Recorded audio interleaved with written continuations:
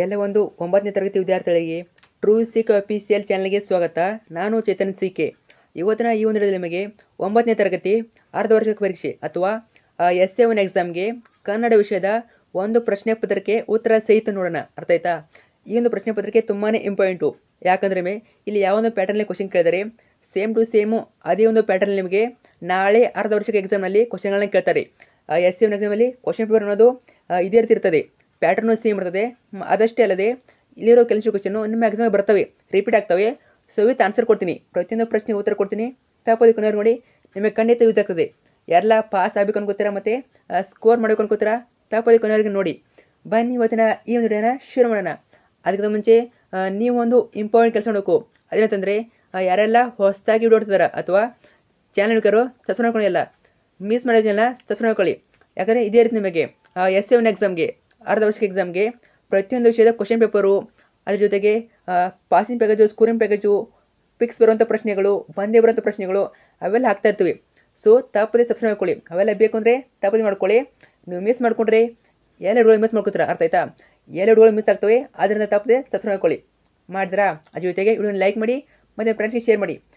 Subscribe ಮಾಡಿಕೊಂಡು share ಮಾಡಿ. ನೀವು ಸಬ್ಸ್ಕ್ರೈಬ್ ಮಾಡಿಲ್ಲ ಅಂದರೆ ಎಲ್ಲವನ್ನ ಕಳ್ಕೊತೀರಾ. ಅರ್ಥ ಆಯ್ತಾ? ಸೊ ತುಂಬಾ ಇಂಪಾರ್ಟೆಂಟು, ಮಾಡ್ಕೊಳ್ಳಿ ಮತ್ತು ಫ್ರೆಂಡ್ಸ್ಗೆ ಶೇರ್ ಮಾಡಿ. ಎಲ್ಲ ಫ್ರೆಂಡ್ಸ್ ನಮಗೆ 9th ಖಂಡಿತ ಅವ್ರಿಗೆ ಶೇರ್ ಮಾಡಿ. ಓಕೆ, ಬನ್ನಿ ಇವತ್ತಿನ ಈ ಒಂದು ವಿಡಿಯೋನ ಶೇರ್ ಮಾಡೋಣ. ಮೊದಲನೇದಾಗಿ 9ನೇ ತರಗತಿ ಸಂಕಲನಾತ್ಮಕ ಮೌಲ್ಯಮಾಪನ 1 2025 ಅಂದರೆ ಇದೇ ವರ್ಷದ್ದು ಇದೇ ಒಂದು ಪ್ಯಾಟರ್ನ್ ನಿಮಗೆ ಕ್ವಶನ್ ಪೇಪರ್ ಇರ್ತದೆ. ಅರ್ಥ ಆಯ್ತಾ? 9th ಸ್ಟ್ಯಾಂಡರ್ಡ್ ಸಮ್ಮೇಟಿವ್ ಅಸೆಸ್ಮೆಂಟ್ 1 ಅಥವಾ SA1 ಅಂತ ಕರೀತಾರೆ. ಪ್ರಥಮ ಭಾಷೆ ಕನ್ನಡ, ವಿಷಯ ಸಂಕೇತ 01K. ಗರಿಷ್ಠ ಅಂಕಗಳು 100 ಮಾರ್ಕ್ಸಿಗೆ ನಿಮಗೆ ಎಕ್ಸಾಮ್ ಇರ್ತದೆ. 100 ಅಂಕಗಳಿಗೆ ಪರೀಕ್ಷೆ ಅನ್ನೋದು ಇರ್ತದೆ. ದಿನಾಂಕ ನಿಮ್ಮ ದಿನಾಂಕ ಅಲ್ಲಿ ಹಾಕ್ತಾರೆ ಅವರು, ಯಾವ ಡೇಟಿಗೆ ನಿಮ್ಮ ಎಕ್ಸಾಮ್ ಇರ್ತದೆ ಆ ಒಂದು ದಿನಾಂಕ 9ನೇ ತಿಂಗಳು 2025. ಸಮಯ 3 ಗಂಟೆ 15 ನಿಮಿಷ. ತುಂಬ ಜನ ಕೇಳ್ತೀರಾ ಇದೇ ಕ್ವಶನ್ ಬರ್ತದೆ ಅಂತ. ನೋಡಿ, ಇದೇ ಇರೋದಲ್ಲ, ಪ್ಯಾಟರ್ನು ಸೇಮ್ ಇರ್ತದೆ. ಅರ್ಥ ಆಯ್ತಾ? ಪ್ಯಾಟರ್ನು ಕಂಪ್ಲೀಟಾಗಿ ಸೇಮ್ ಇರ್ತದೆ. ಕ್ವಶನ್ ಚೇಂಜ್ ಆಗ್ಬೋದು, ಕೆಲವು ಕ್ವಶನ್ ಚೇಂಜ್ ಆಗ್ತವೆ. ಸೊ ಆಲ್ಮೋಸ್ಟ್ ಚೇಂಜ್ ಆಗ್ತವೆ, ಬಟ್ ಕೆಲವು ಕ್ವಶನು ನಿಮ್ಮ ಎಕ್ಸಾಮ್ ರಿಪೀಟ್ ಆಗ್ತವೆ. ಸೊ ಮುಂದೆ ಹೇಳ್ತೀನಿ ನಿಮಗೆ ಯಾವೆಲ್ಲ ಬರ್ತವೆ ಯಾವೆಲ್ಲ ಇಲ್ಲ ಅಂತ. ಸೊ ಮೊದಲಾಗಿ ನಿಮಗೆ ಬಹು ಆಯ್ಕೆ ಪ್ರಶ್ನೆಗಳು ಇರ್ತವೆ. ಬಹು ಆಯ್ಕೆ ಪ್ರಶ್ನೆಗಳು ಇರ್ತವೆ. ಎಷ್ಟು ಇರ್ತವೆ? ಸೊ ನಿಮಗೆ 6 ಬಹು ಆಯ್ಕೆ ಪ್ರಶ್ನೆಗಳು ಇರ್ತವೆ. ಮಲ್ಟಿಪಲ್ ಚಾಯ್ಸ್ ಕ್ವೆಶ್ಚನ್ಸು 6 ಇರ್ತವೆ. ಕ್ವಶನ್ ನಂಬರ್ 1 ನೋಡಿ. ಪ್ರಶ್ನೆಗೆ 1, ಕನ್ನಡ ವರ್ಣಮಾಲೆಯಲ್ಲಿರುವ ಹ್ರಸ್ವ ಸ್ವರಗಳು ಯಾವೆಲ್ಲವೇ? A ಆಗ್ತದ, ಆಪ್ಷನ್ B ಆಗ್ತದ, C ಆಗ್ತದ, D ಆಗ್ತದ? ಗ್ಯಾಸ್ ಮಾಡಿ ನೋಡೋಣ. ನಾನು ಆನ್ಸರ್ ಹೇಳ್ತೀನಿ, ಆದರೂ ಕೂಡ ನೀವು ಗ್ಯಾಸ್ ಮಾಡಿ ಇಟ್ಕೊಳ್ಳಿ. ಯಾವುದಾಗ್ಬೋದು? ಸರಿಯಾದ ಉತ್ತರ ಬಂದ್ಬಿಟ್ಟು ಆಪ್ಷನ್ B ಆಗ್ತದೆ. ಯಾವೆಲ್ಲ? ಅ, ಇ, ಉ, ರು, ಎ, ಓ. ಇದು ಸರಿಯಾದ ಉತ್ತರ. ಅರ್ಥ ಆಯ್ತಾ? ಆಮೇಲೆ ಗೊತ್ತಿದೆ ಅನ್ಕೋತೀನಿ, ತುಂಬ ಈಸಿ ಇರ್ತವೆ ಕ್ವಶನ್ಗಳು. ಅರ್ಥ ಆಯ್ತಾ? ತುಂಬಾ ಈಸಿ ಇರ್ತವೆ. ಎಲ್ಲರೂ ಕೂಡ ಆನ್ಸರ್ ಮಾಡ್ಬೋದು. ಎಲ್ಲ ಕೂಡ ಗ್ರಾಮರ್ ಕ್ವಶನ್ ಇರ್ತವೆ, ಎಲ್ಲ ವ್ಯಾಕರಣ ಸಂಬಂಧಪಟ್ಟಂತೆ ಪ್ರಶ್ನೆಗಳು ಇರ್ತವೆ. ನೀವು ಆನ್ಸರನ್ನು ಮಾಡ್ಬೋದು.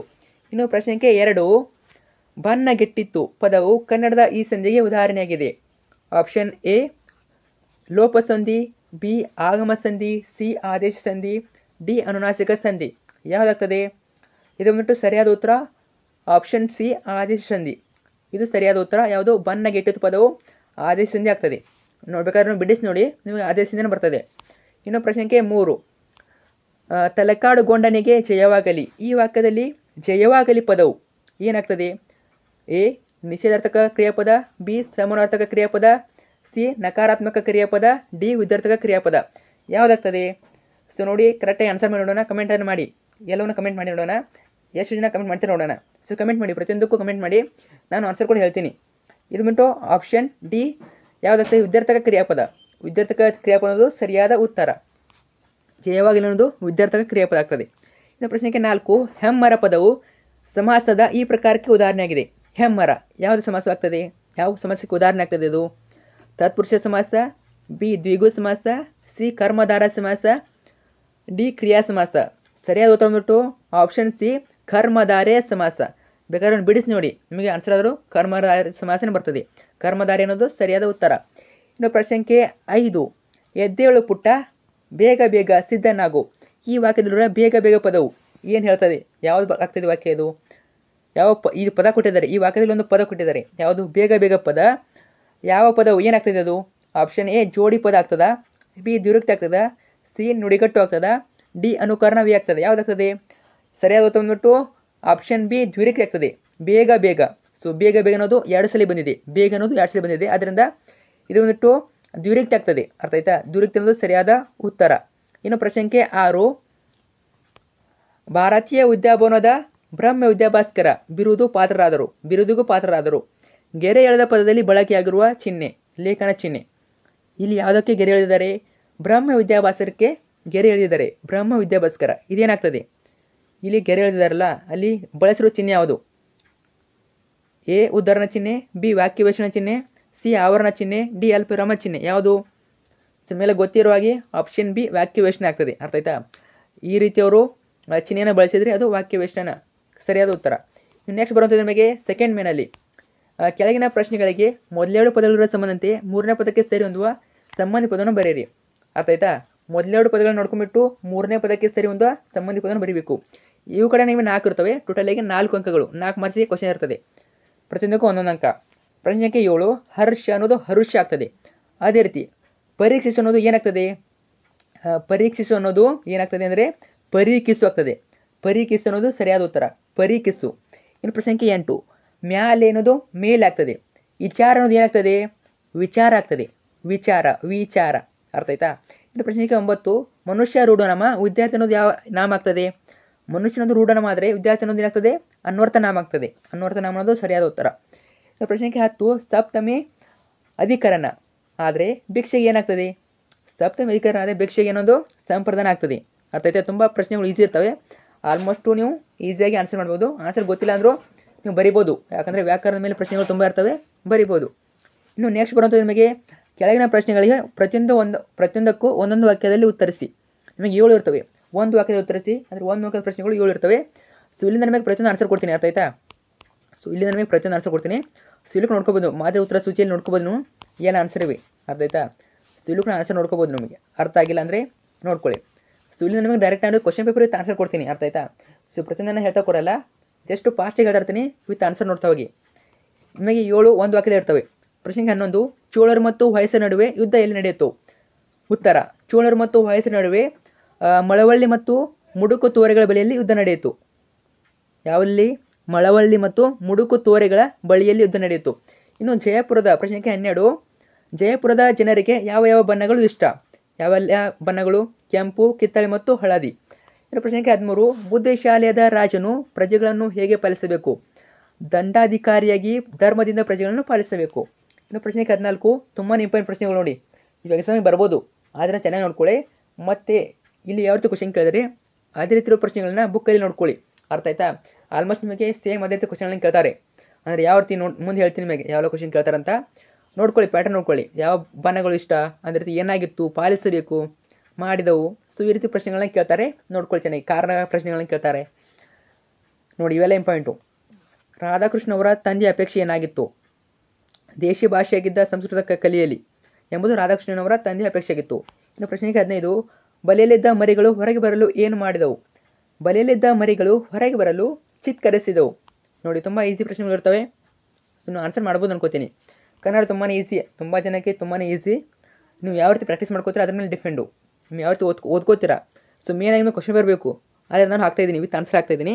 ಚೆನ್ನಾಗಿ ಓದ್ಕೊಳ್ಳಿ, ಆರಾಮಾಗಿ ನೀವು ಪಾಸ್ ಆಗ್ಬೋದು ಮತ್ತು ಸ್ಕೋರನ್ನು ಕೂಡ ಮಾಡ್ಬೋದು.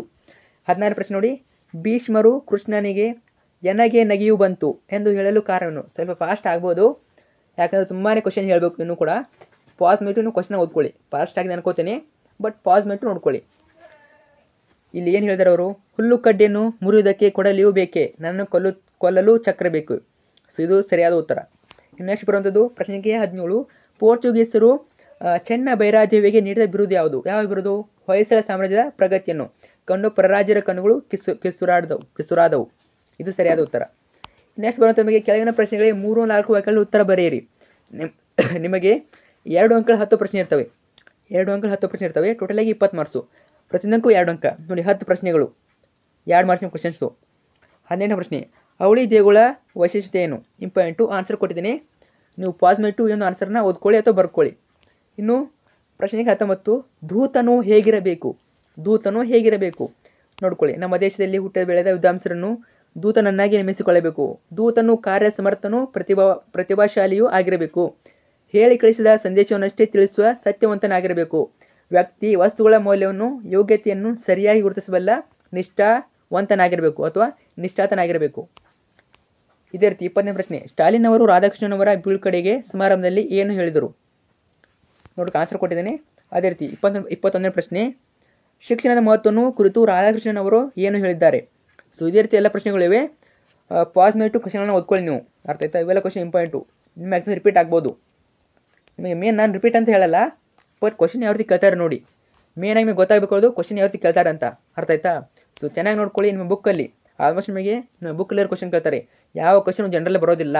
ನಿಮ್ಮ ಬುಕ್ಕಲ್ಲಿ ಏನಿದೆ, ಏನು ಟಾಪಿಕ್ ಇದೆ ಅದನ್ನ ಬಿಟ್ಟು ಬೇರೆ ಕ್ವಶನ್ ಕೇಳೋದಿಲ್ಲ. ನಿಮಗೆ ನೆಕ್ಸ್ಟ್ ಬರುವಂಥದ್ದು ನಿಮಗೆ 5ನೇ ಮನೆಯಲ್ಲಿ ಕೆಳಗಿನ ಕವಿ ಅಥವಾ ಸಾಹಿತಿಗಳ ಕಾಲ, ಸ್ಥಳ, ಕೃತಿ ಮತ್ತು ಪ್ರಶಸ್ತಿ ಬಿರುದುಗಳನ್ನು ಕುರಿತು ವಾಕ್ಯ ರೂಪದಲ್ಲಿ ಬರೆಯಿರಿ. ಕವಿ ಪರಿಚಯ ಕೇಳ್ತಾರೆ, ಇಬ್ಬರು ಕವಿಗಳ ಕವಿ ಪರಿಚಯ ಕೇಳ್ತಾರೆ, ಒಂದು ಪದ್ಯದಿಂದ ಒಂದು ಗದ್ಯದಿಂದ ಕೇಳ್ತಾರೆ, ಅರ್ಥ ಆಯ್ತಾ? 28ನೇ ಪ್ರಶ್ನೆ ನೋಡಿ, ಪ್ರತಿಯೊಂದಕ್ಕೂ 3 ಅಂಕ. ಒಬ್ಬ ಕವಿಗೆ 3 ಅಂಕ, ಇನ್ನೊಬ್ಬ ಕವಿಗೆ 3 ಅಂಕ. ಏನೇನು ಬರೀಬೇಕು ನೀವು? ಜಸ್ಟು ಕವಿಗಳ ಕೆಳಗಿನ ಕವಿ ಕೊಟ್ಟಿದ್ದಾರೆ, ಕವಿಗಳ ಸಾಹಿತಿಗಳ ಕಾಲ, ಅವ್ರು ಹುಟ್ಟಿದ ಇಸವಿ ಬರೀಬೇಕು, ಆಮೇಲೆ ಸ್ಥಳ ಬರೀಬೇಕು, ಅವ್ರು ಎಲ್ಲಿ ಹುಟ್ಟಿದ್ರು, ಅವರು ಹುಟ್ಟಿದ ಸ್ಥಳ ಬರಬೇಕು, ಆಮೇಲೆ ಕೃತಿ ಮತ್ತು ಪ್ರಶಸ್ತಿ ಅಥವಾ ಬಿರುದುಗಳನ್ನ ಬರೀಬೇಕು. ತುಂಬಾ ಈಸಿ ನೋಡಿ. ಏನೆಲ್ಲ ಬರೀಬೇಕು? ಯಾವ ಕೊಟ್ಟಿದ್ರಲ್ಲಿ? ಶಿವರಾಮ್ ಕಾರಂತ ಮತ್ತು ಕಯ್ಯಾರ ಕಿಯನ್ನರೈ. ನೋಡಿ ಇಲ್ಲಿ ಯಾವೆಲ್ಲ ಮುಗಿದಿವೆ ನಿಮಗೆ. ಎಸ್ಸೆ1ಗೆ ಯಾವೆಲ್ಲ ಸಿಲೆಬಸ್ ಮುಗಿದಿದೆ, ಕನ್ನಡ ವಿಷಯದ ಎಷ್ಟು ಪಠ್ಯಗಳು ಮುಗಿದಿವೆ, ಎಷ್ಟು ಪಾಠಗಳು ಪದ್ಯಗಳು ಮುಗಿದಿವೆ, ಎಲ್ಲವನ್ನೂ ನೋಡ್ಕೊಳ್ಳಿ. ಎಲ್ಲ ಕವಿಗಳು ನೋಡ್ಕೊಳ್ಳಿ. ಯಾವ್ದು ಬರುತ್ತೆ ಹೇಳೋಕ್ಕಾಗಲ್ಲ, ಅರ್ಥ ಆಯ್ತಾ? ಯಾವ್ದು ಬರುತ್ತೆ ಹೇಳೋಕ್ಕಾಗಲ್ಲ. ಒಟ್ಟಿನಲ್ಲಿ ನಿಮಗೆ ಇಬ್ಬರದು ಕವಿಗಳನ್ನ ಕೊಡ್ತಾರೆ, ಚೆನ್ನಾಗಿ ಓದ್ಕೊಳ್ಳಿ. ಏನೆಲ್ಲ ಓದ್ಕೋಬೇಕಂದ್ರೆ ಜಸ್ಟ್ ಇಷ್ಟೇ ಓದ್ಕೊಳ್ಳಿ ನೋಡಿ. ಶಿವರಾಮ್ ಕಾರಂತರು ಫಾರ್ ಎಕ್ಸಾಂಪಲ್ ನೋಡೋಣ. ಈಗ ಶಿವರಾಮ್ ಕಾರಂತರು ಸಾಮಾನ್ಯ ಶಕ 1902ರಲ್ಲಿ ಉಡುಪಿ ಜಿಲ್ಲೆಯ ಕೋಟದಲ್ಲಿ ಜನಿಸಿದರು. ನೋಡಿ ಇಲ್ಲಿ ಏನು ನೆನಪಿಡಬೇಕು? ಸಾಮಾನ್ಯ ಶಕ 1902 ಇದನ್ನು ನೆನಪಿಟ್ಕೊಳ್ಳಿ. ಆಮೇಲೆ ಉಡುಪಿ ಜಿಲ್ಲೆಯ ಕೋಟದಲ್ಲಿ ಅವರು ಹುಟ್ಟಿದ ಊರನ್ನು ನೆನಪಿಡಬೇಕು.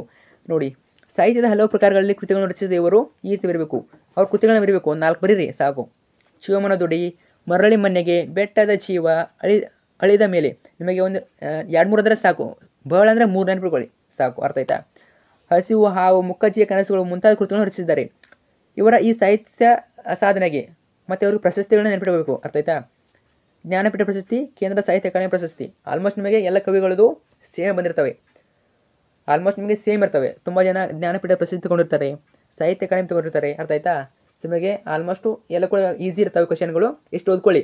ಅವರು ಹುಟ್ಟಿದ ಇಸವಿ, ಯಾವಾಗ ಹುಟ್ಟಿದ್ರು ಅವರು, ಆಮೇಲೆ ಅವರ ಸ್ಥಳ, ಹುಟ್ಟಿದ ಸ್ಥಳ, ಅವರ ಒಂದು 4 ಕೃತಿಗಳು ಮತ್ತು 1-2 ಪ್ರಶಸ್ತಿಗಳು, ಮುಗೀತು. 3 ಮಾರ್ಕ್ಸ್ ನಿಮಗೆ ಬಂದುಬಿಟ್ಟು. ಅದೇ ರೀತಿ ಕೈಯಾರ ಕಿಯನ್ನರೈ ಇದನ್ನು ಕೂಡ ಕೊಟ್ಟಿದ್ದೀನಿ, ಓದ್ಕೊಳ್ಳಿ. ನೆಕ್ಸ್ಟ್ ಬರುವಂಥ ನಿಮಗೆ ಕೆಳಗಿನ ಪದ್ಯ ಭಾಗಕ್ಕೆ ಪ್ರಸ್ತಾರ ಹಾಕಿ ಘನ ವಿಭಾಗಿಸಿ ಛಂದಸ್ಸಿನ ಹೆಸರನ್ನು ಬರೆಯಿರಿ. ಪಿಕ್ಸ್ ಕೇಳ್ತಾರೆ, ಅಲ್ಲಿ ಕೊಟ್ಟಿರ್ತಾರೆ, ಒಂದು ಹಳೆಗನ್ನಡ ಕೊಟ್ಟಿರ್ತಾರೆ, ಅದಕ್ಕೆ ಲಘುಗುರು ಹಾಕಿಬಿಟ್ಟು ಛಂದಸ್ಸಿನ ಹೆಸರನ್ನು ಬರೀಬೇಕು. ಇದು 3 ಮಾರ್ಕ್ಸಿಗೆ ಇರ್ತದೆ, ನೋಡ್ಕೊಳ್ಳಿ. 30ನೇ ಕ್ವಶನು ಕಾವೇರಿಯಿಂದ ಮಾಗೋ, ಸೊ ಹಳೆಗನ್ನಡ. ಸೊ ಆನ್ಸರ್ ಕೂಡ ಇದೆ, ನೋಡ್ಕೊಳ್ಳಿ. ಲಘುಗುರು ಹಾಕಿದ್ದಿದೆ, ಅರ್ಥ ಆಯ್ತಾ? ಸೊ ಆಲ್ಮೋಸ್ಟ್ ನಿಮಗೆ ತುಂಬಾ ಈಸಿ. ಇನ್ನೂ ಗೊತ್ತಿಲ್ಲ ಅಂದರೆ ಸರ್ಚ್ ಮಾಡಿ, ನಿಮಗೆ ಯಾವ ರೀತಿ ಹಾಕಬೇಕಂತ ಸಿಗ್ತದೆ. ಯೂಟ್ಯೂಬ್ನಲ್ಲಿ ಸರ್ಚ್ ಮಾಡಿ, ನಿಮಗೆ ಗೊತ್ತಾಗ್ತದೆ, ಅಥವಾ ನಿಮ್ಮ ಸ್ಕೂಲಲ್ಲಿ ಹೇಳಿರ್ತಾರೆ ಅನ್ಕೋತೀನಿ. ಈ ಮೇಲಿನ ಪದ್ಯವು ಮಾತ್ರಜ್ಞಾನದ ಕಂದ ಪದ್ಯದಲ್ಲಿ ರಚಿತವಾಗಿದೆ. ಕಂದ ಪದ್ಯದ, ಅರ್ಥ ಆಯ್ತಾ? ಕಂದ ಪದ್ಯದ್ದು ನಿಮಗೆ ಯಾವ ರೀತಿ ಗೊತ್ತಾಗ್ತದೆ ಅಂದರೆ ಅವ್ರು ಕೊಟ್ಟಿರ್ತಾರೆ. ಸೊ ನಿಮ್ಮ ಮಾತ್ರಜ್ಞಾನಗಳ ಮೂಲಕ ನೀವು ಕಂಡುಹಿಡಿಬೋದು, ಅರ್ಥ ಆಯ್ತಾ? ಅಥವಾ ನಿಮಗೆ ಬುಕ್ನಲ್ಲಿ ನೀವು ನೋಡಿರ್ತೀರ, ಪದ್ಯಗಳನ್ನ ಓದ್ಕೊಂಡಿರ್ತೀರ, ಅಲ್ಲಿಂದನೇ ಕೇಳ್ತಾರೆ ಅದು ಕಂದ ಪದ್ಯನ ಅಥವಾ ಯಾವುದಾಗ್ತದೆ ನೋಡ್ಕೊಳ್ಳಿ. ಆಲ್ಮೋಸ್ಟ್ ನಿಮಗೆ ಗೊತ್ತಾಗ್ಬಿಡ್ತದೆ, ಸಾಲನ್ನು ಓದಿದ್ರೆ ಗೊತ್ತಾಗ್ಬಿಡ್ತದೆ. ನೆಕ್ಸ್ಟ್ ಬರುತ್ತದೆ ನಿಮಗೆ ಕೆಳಗಿನ ವಾಕ್ಯದಲ್ಲಿರುವ ಅಲಂಕಾರವನ್ನು ಹೆಸರಿಸಿ ಲಕ್ಷಣ ಬರೆದು ಸಮನ್ವಯಗೊಳಿಸಿ. ಅಲಂಕಾರ ಕೇಳ್ತಾರೆ, ಪಿಕ್ಸ್ ಕೇಳ್ತಾರೆ. 31ನೇ ಕ್ವಶನ್ ಇಂಪಾರ್ಟೆಂಟು, ವೆರಿ ಇಂಪಾರ್ಟೆಂಟು. ಇದನ್ನೇ ಕೇಳ್ಬೋದು. ಸೀತೆಯ ಮುಖ ಕಮಲದಂತೆ ಅರಳಿತು ಅಥವಾ ಸೀತೆಯ ಮುಖ ಕಮಲ ಅರಳಿತು, ಈ ರೀತಿ ಕೊಡ್ತಾರೆ. ಇಲ್ಲಿ ಅಲಂಕಾರ ಬರೀಬೇಕು. ಅಲಂಕಾರ ಯಾವುದಾಗ್ತದೆ? ರೂಪ ಅಲಂಕಾರ, ಲಕ್ಷಣ, ಉಪಮೇಯ, ಉಪಮಾನ, ಸಮನ್ವಯ, ಈ ರೀತಿ ಬರಬೇಕು. ಇದಕ್ಕೆ 3 ಮಾರ್ಕ್ಸಿಗೆ ಇರ್ತದೆ, ಅರ್ಥ ಆಯ್ತಾ? ಸೊ ನೋಡ್ಕೊಳ್ಳಿ ಚೆನ್ನಾಗಿ. ನೆಕ್ಸ್ಟ್ ಬರುವಂಥ ನಿಮಗೆ 3 ಮಾರ್ಕ್ಸಿಗೆ ಗಾದಿ ಕೇಳ್ತಾರೆ. ಕೆಳಗಿನ ಗಾದಿಗಳಲ್ಲಿ ಯಾವುದಾದ್ರು ಒಂದನ್ನು ಗಾದಿಯ 31ಗೆ ವಿಸ್ತರಿಸಿ ಬರೆಯಿರಿ. 35ನೇ ಪ್ರಶ್ನೆ ದೂರದ ಬೆಟ್ಟ ಕಣ್ಣಿಗೆ ನುಣ್ಣಗೆ. ಸೊ ನೋಡ್ಕೊಳ್ಳಿ, ಮೇನಾಗಿ ನೀವು ಏನು ಬರಬೇಕು? ಗಾದೆ ಶುರುವಾಗುವಾಗ ಗಾದೆಗಳು ಜನಪದರ ಜೀವನದ ಅನುಭವದ ನುಡಿಮುತ್ತುಗಳು, ಇವುಗಳಿಂದ ಜೀವನದ ಮೌಲ್ಯ ಹೆಚ್ಚುತ್ತದೆ. ಆದ್ದರಿಂದ ವೇದ ಸುಳ್ಳಾದರೂ ಗಾದೆ ಸುಳ್ಳಾಗದು, ಗಾದೆಗಳನ್ನು ವೇದಗಳ ಸಮಾನ ಎಂದು ಹೇಳುವರು. ಅಂತಹ ಹಲವು ಪ್ರಸಿದ್ಧ ಗಾದೆಗಳಲ್ಲಿ ದೂರದ ಬೆಟ್ಟ ಕಣ್ಣಿಗೆ ನುಣ್ಣಗೆ ಒಂದಾಗಿದೆ.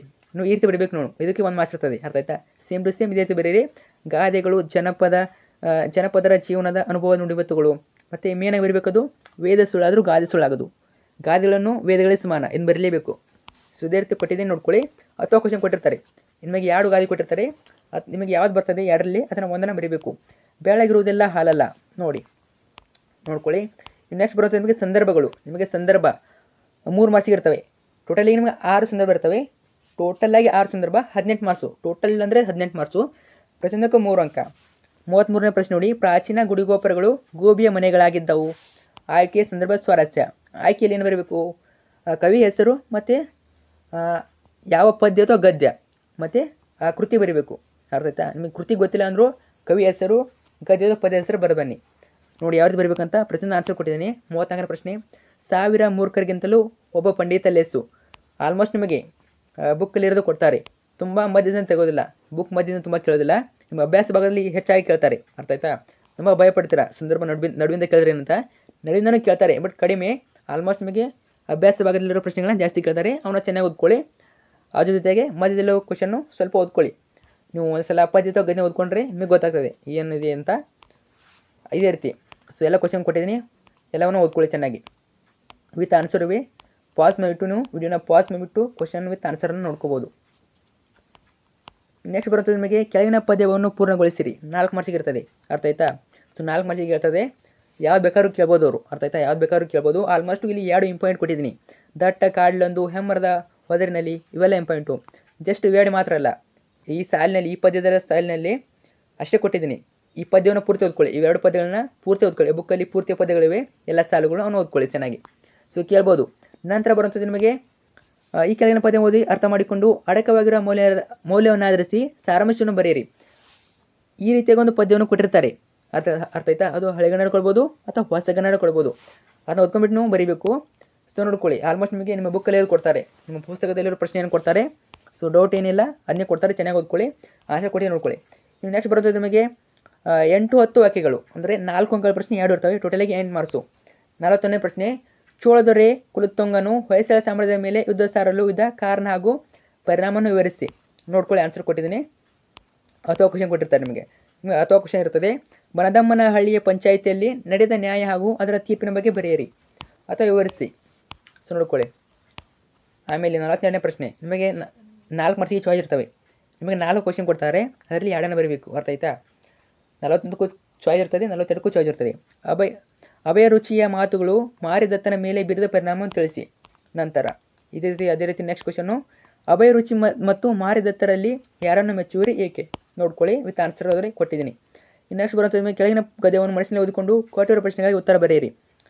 ಒಂದು ಗದ್ಯ ಕೊಟ್ಟಿರ್ತಾರೆ. ಅರ್ಥ ಆಯ್ತಾ?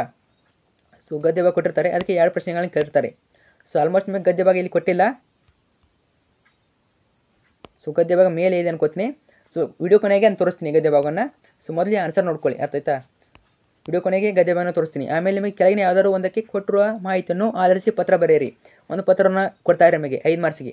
ಒಂದು ವ್ಯವಹಾರಿಕ, ಒಂದು ವ್ಯಕ್ತಿಗೆ ಇರ್ತದೆ. ಅಥವಾ ವ್ಯಕ್ತಿಗೆ ಕೊಡ್ಬೋದು ಅಥವಾ ವ್ಯವಹಾರಿಕ ಕೊಡ್ಬೋದು.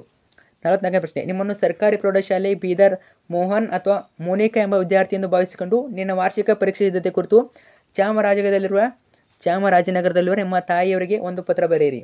ಇವರಿಂದ ಕ್ಷೇಮ, ಇವರಿಂದ ಪೂಜ್ಯ ಮಾತೃಶ್ರೀಯವರಿಗೆ, ಈ ರೀತಿ ಕರೆಕ್ಟಾಗಿ ನೀವು ಬರಬೇಕು. 5 ಮಾರ್ಕ್ಸಿಗೆ ಕೇಳ್ತಾರೆ. ಅರ್ಥ ಆಯ್ತಾ? ಇನ್ನು ನೆಕ್ಸ್ಟ್ ವ್ಯವಹಾರಿಕ, ನಿಮ್ಮನ್ನು ಶಿವಮೊಗ್ಗದ ಮೊರಾರ್ಜಿ ಪ್ರೌಢಶಾಲೆಯ ವಿಜಯ್ ಎಂಬ ವಿದ್ಯಾರ್ಥಿ ಎಂದು ಭಾವಿಸಿಕೊಂಡು ನಿಮ್ಮ ಶಾಲೆಯಲ್ಲಿ ನಡೆದ ಪ್ರತಿಮಾ ಕಾರಂಜಿ ಕಾರ್ಯಕ್ರಮವನ್ನು ಕುರಿತು ವಿಜಯ ಕರ್ನಾಟಕ ಪತ್ರಿಕೆಯ ಸಂಪಾದಕ ಒಂದು ಪತ್ರವನ್ನು ಬರೆಯಿರಿ. ವ್ಯವಹಾರಿಕ ನೋಡಿ, ಇಲ್ಲಿ ಏನೆಲ್ಲ ಇರಬೇಕು, ಇವರಿಂದ ಇವರಿಗೆ, ಮಾನ್ಯರೇ, ವಿಷಯ, ಕಟ್ಟುನಿಟ್ಟಾಗಿ ಬರಲೇಬೇಕು, ಧನ್ಯವಾದಗಳೊಂದಿಗೆ, ಇಂತಿ ನಿಮ್ಮ ಪ್ರೀತಿಯ ವಿಶ್ವಾಸ ಅಂತ ಬರೀಬೇಕು. ಅರ್ಥ ಆಯ್ತಾ? ನೋಡಿ, ಈ ರೀತಿ ನಿಮಗೆ ಲಾಸ್ಟ್ ಬರುವಂಥ ಕ್ವಶನ್ ಯಾವುದು? ಪ್ರಬಂಧ. ಅರ್ಥ ಆಯ್ತಾ? ನಿಮಗೆ ಪ್ರಬಂಧ ಕೊಡ್ತಾರೆ. ಯಾವೆಲ್ಲ ಇಂಪಾಯಿಂಟ್ ಅಂದರೆ 5 ಮಾರ್ಕ್ಸಿಗೆ ಕೇಳ್ತಾರೆ. ನಿರುದ್ಯೋಗ ಇಂಪಾಯಿಂಟು, ಪೀಠಿಕೆ, ವಿಷಯ ನಿರೂಪಣೆ ಆಗಬೇಕು, ನಂತರ ಉಪಸಂಹಾರ ಬರೀಬೇಕು. ರಾಷ್ಟ್ರೀಯ ಭಾವಕತೆ ಇಂಪಾಯಿಂಟು ಅಥವಾ ಕ್ವಶನ್ ಕೊಟ್ಟಿರ್ತಾರೆ. ನಿಮಗೆ ಚಾಯ್ಸ್ ಇರ್ತವೆ, ಪ್ರಬಂಧದಲ್ಲಿ ನಿಮಗೆ ಚಾಯ್ಸ್ ಇರ್ತವೆ. ನಿಮಗೆ ಯಾವ್ದು ಬರ್ತೈತೆ ಅದನ್ನು ಚೆನ್ನಾಗಿ ಬರೀರಿ. ಅರ್ಥ ಆಯ್ತಾ? ಸೊ ಆನ್ಸರ್ ಕೊಟ್ಟಿದ್ದೀನಿ, ನೋಡ್ಕೊಳ್ಳಿ. ಸೊ ಇಲ್ಲಿಗೆ ಈ ಒಂದು ಪ್ರಶ್ನೆ ಪತ್ರಿಕೆ ಎಂಡಾಗ್ತದೆ.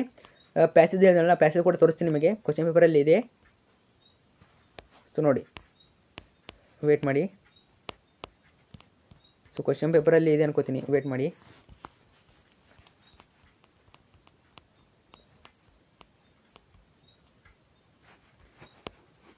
ಸೊ ನೋಡಿ, ಗದ್ಯ ಭಾಗ ಇದೆ ನೋಡಿ. ಸೊ ಇಲ್ಲಿ ಇದನ್ನು ಕೊಟ್ಟಿರ್ತಾರೆ, ಕೆಳಗಡೆ 2 ಪ್ರಶ್ನೆಗಳು ಕೊಟ್ಟಿರ್ತಾರೆ. ನಾವು ಪಾಸ್ ಮಾಡಿಬಿಟ್ಟು ಓದ್ಕೊಳ್ಳಿ ಗದ್ಯ ಭಾಗವನ್ನು. ಕೆಳಗಡೆ 2 ಪ್ರಶ್ನೆಗಳು. ಅರ್ಥ ಆಯ್ತಾ? ಸೊ ಇಲ್ಲಿಗೆ ಈ ಒಂದು ಪ್ರಶ್ನೆ ಪತ್ರಿಕೆ ಎಂಡ್ ಆಗ್ತದೆ. ಸಹಪಾಠಿ ಫ್ರೆಂಡ್ಸ್ಗೆ ಶೇರ್ ಮಾಡಿ. ಯಾರೆಲ್ಲ ನಮ್ಮ ಸ್ನೇಹಿತರಾದರೆ 9th ಅವರಿಗೆ ಶೇರ್ ಮಾಡಿ. ಮತ್ತು ಚಾನಲ್ ನಿಮಗೆ ಕನ್ನಡ, ಇಂಗ್ಲೀಷು, ಗಣಿತ, ಸಮಾಜ ವಿಜ್ಞಾನ ಅವೆಲ್ಲ ಕೂಡ ಸಬ್ಜೆಕ್ಟ್ಸ್ ಇರ್ತವೆ. ಮತ್ತು ಕ್ವಶನ್ಗಳು ಬರ್ತವೆ, ಎಲ್ಲ ಫಿಕ್ಸ್ ಎಲ್ಲ ಬರ್ತವೆ. ಸೊ ಜಸ್ಟ್ ಸಬ್ಸ್ಕ್ರೈಬ್ ಮಾಡ್ಕೊಳ್ಳಿ, ವಿಡಿಯೋ ನೋಡ್ಕೊಳ್ಳಿ. Thank you so much.